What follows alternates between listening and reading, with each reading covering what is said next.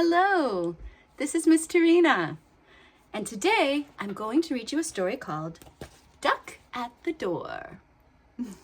On the cover is a duck, a green duck with a big yellow bill. That is the front part of a duck that goes quack, quack, quack, quack. Duck at the door, that sounds funny. And on the back it says, quack, quack, who's here? And I see more animals going, what's happening? Okay, this looks like a silly book. I want to read it and find out what's going to happen. Here we go. Duck at the door.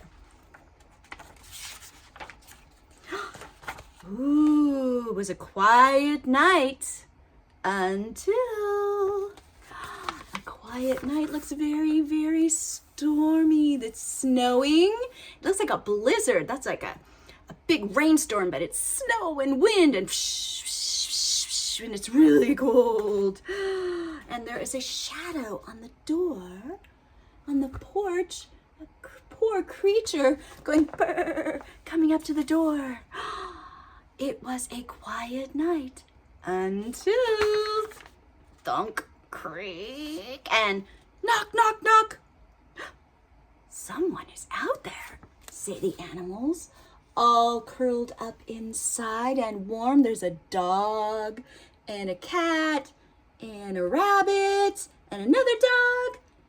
Boy, I see many dogs. I think we'll have to find out exactly how many, but they're all curled up and they're warm and they raise their heads. What was that? Someone is at the door. Let's go ask Irene, they say. And look at all these animals. They are running up the stairs. That is a lot of animals inside, living outside of in the house, away from the cold, running up the stairs. I wonder who Irene is. But the animals say she always knows what to do. Let's find out. Who's Irene? Irene! Cried Brody. Help! Someone is knocking on our door. Here is a picture. There is Irene in her bed. She's a woman, curled up, trying to sleep, and all the animals are on top of her, including this big, big dog who's looking at her and is saying, someone's at the door. Oh, Irene says, it's the middle of the night. Who could be knocking on our door? She puts on her purple bathrobe. She has red hair. She wears glasses just like me. And she's going to open the door. Her hand is reaching out. She's going to open the door and find out. Who could it be? It's a duck. They're looking out the door. All of them together, all the animals. And there's Irene at the top of the page with her red hair. And they look down. In the snow is a very, very cold duck covered in snow. Poor thing. Irene brought the duck inside. My name is Max, he began. I was born in the spring, and I loved it. I stayed behind when my flock flew south because I thought I'd love winter too. But it turned out to be cold and very lonely. Aw, poor duck. What was his name again?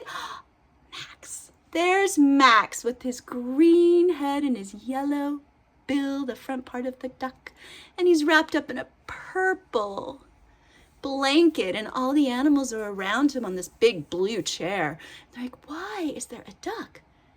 The ducks usually leave. They don't like winter. All his friends left because they were like, oh no, you don't want to stay here. We're going.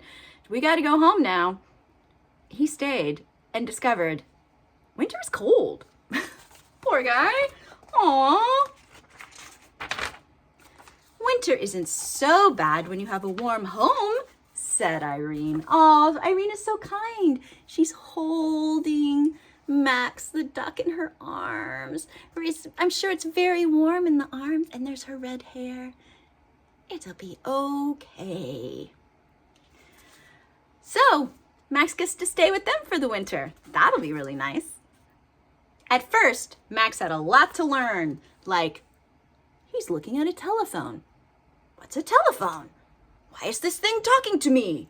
And wow, books with pictures, and there's pictures of ducks flying south for winter. Who knew? Oh, and then he's trying to drink out of a cup, but that takes a lot of practice too. He's got his mouth, his bill inside the cup, and all the milk fell out all over the table, and there's the big dog, I think that's Bruno, going, I don't know about this. In January, Max learned to use the remote control. He enjoyed Wild Kingdom and Worldwide Wrestling. There he is. He's sitting up in one of the dog's beds. He's got a pillow. He's got some popcorn, and he has the remote control. The little box that has buttons on it, and it will change the channels on your television so you can find something interesting to watch. I think Max likes TV. In February, he discovered he had a flair for cooking. There's Max. Max the duck. He has a little chef hat, those little white poofy hats that chefs sometimes wear. And he's got a bowl, and he's stirring up a bunch of food in a bowl while he's watching a TV cooking show on a white TV. And all around is such a mess. Oh no. Max doesn't just like to cook, he also likes to make messes. Oh no.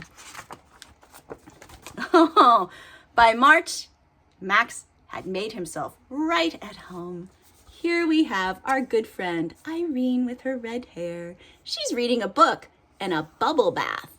And in the bubble bath are a whole bunch of little rubber duckies, those little rubber ducky toys that float. They're kind of fun to play with. And Max just jumped off her head and is diving in to take a bath because the warm water and bubbles, and everyone should have a warm bath with bubbles. But by April, it was clear that Max had learned too much. Oh, no, he's holding the remote in his hands. He will not let anyone else watch the television. I see one dog goes, there goes another Saturday night. He can't watch the show he wants. And another rerun. I've got it memorized, says a bird. Gimme, says the cat, trying to get the remote out of Max's hands. I'm so frustrated, says the rabbit. Uh-oh. Sounds like Max has taken over.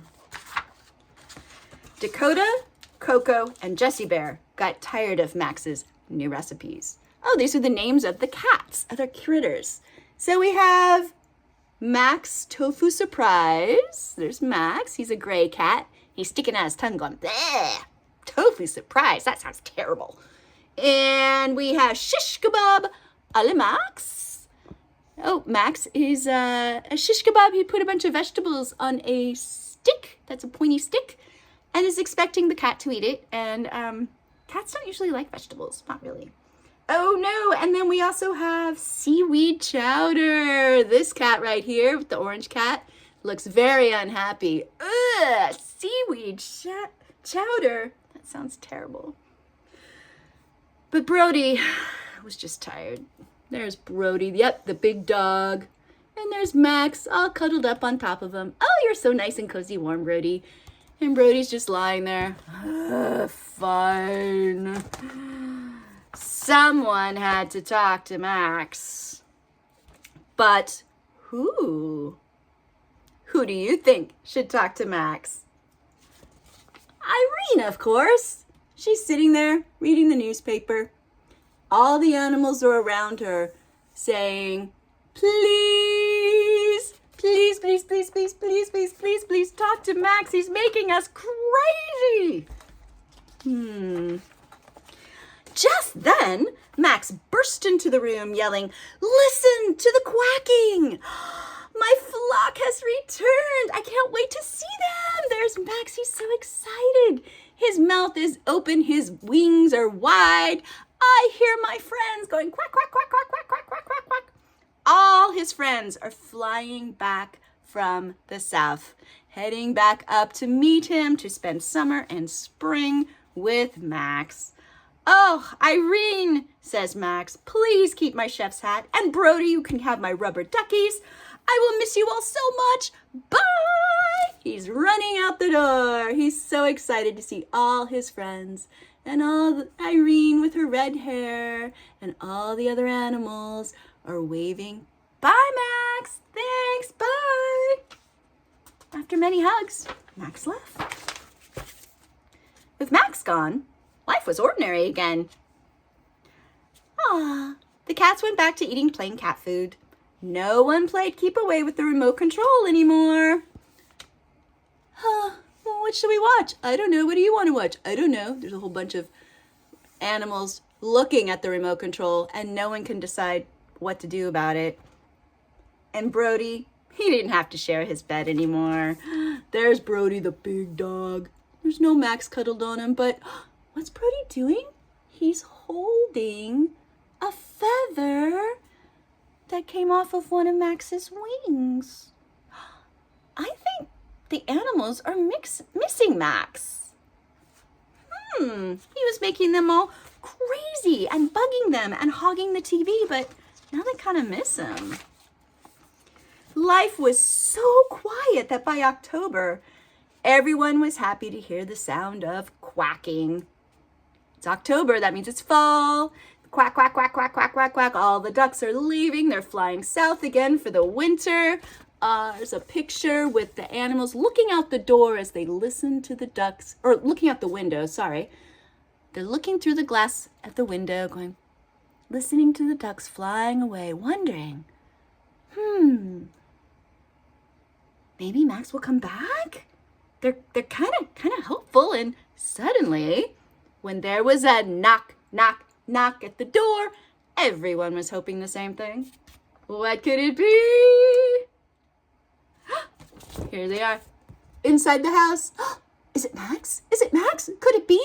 Oh my goodness. Even Irene is looking around the corner going, is it Max?